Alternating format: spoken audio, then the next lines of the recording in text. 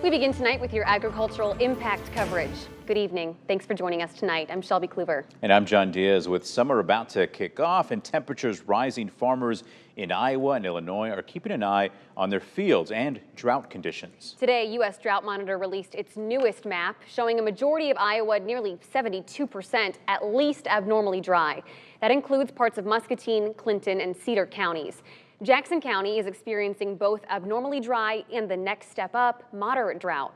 Meanwhile, about half of Illinois counties are feeling some sort of dryness. Mercer, Henderson, and Henry counties are abnormally dry. Parts of Warren, Whiteside, and Knox counties are seeing moderate drought and severe drought. Well, they're feeling that over in Carroll and Joe Davies counties. And in our region, planting season is wrapping up. News 8's Haley Bickelhop spent some time out in the field today. She spoke with a Milan farmer about his crop conditions and learned what an agriculture weather expert predicts for the rest of the season.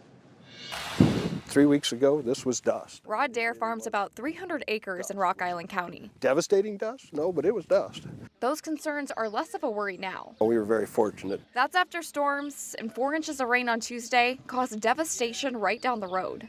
We were extremely dry, and the concern of drought was definitely on most of our minds, I think. Eric Snodgrass, an atmospheric scientist for Nutrien, believes that farmers aren't quite out of the storm. Going into the spring, we had a 60% chance that the areas you're talking about were going to have summer drought episodes.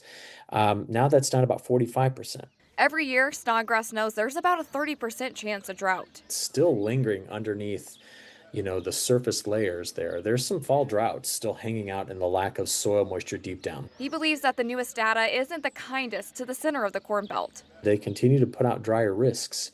And we don't know yet if the models are telling us a fib or if they're really finding a signal that is worth monitoring. Well, as farmers think about the rest of their growing season, Snodgrass says the next 3 weeks are really critical to the health of the crop. He says there's a few things that he's looking out for. If a ridge of high pressure sits over Minnesota, we're in trouble. And if it stays there, we're in trouble. But a ridge of high pressure between Montana, Oregon, and Idaho would be a good sign for farmers. We got to plant a seed in the soil and hope, right? It's a hope every year for farmers like Dare. I think the potential is here for a really, really good crop. But the potential seems like it's always here, and then wait and see what happens. It's a game of waiting whether crops stand in dirt or in dust. In Milan, Haley Bickelhop, WQAD News 8.